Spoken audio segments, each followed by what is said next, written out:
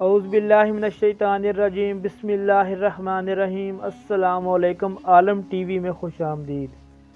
پاکستان سمیت دنیا بھر میں بڑی تعداد میں مسلمانوں نے قبلہ رخ کا تعین کیا۔ ماہرین فلکیات اور محکمہ موسمیات کے مطابق پاکستانی وقت کے مطابق دوپہر 2:18 پر سورج خانہ کعبہ کے عین اوپر عمودیہ زاویہ پر تھا۔ اس وقت بیت اللہ کا سایہ نہیں تھا، تاہم دنیا بھر کے سایوں کا رخ بیت اللہ کی طرف تھا۔ اس وقت سورج مکہ معظمہ کے نصف النہار پر تھا، جس کی وجہ سے کعبہ کا رخ کا تعین کیا گیا۔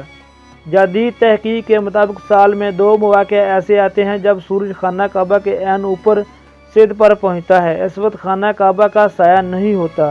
یہ صورتحال ہر سال 28 مئی کے روز پاکستانی معیاری وقت کے مطابق 2:18 جبکہ 16 جولائی کو 2:26 پر ہوتی ہے۔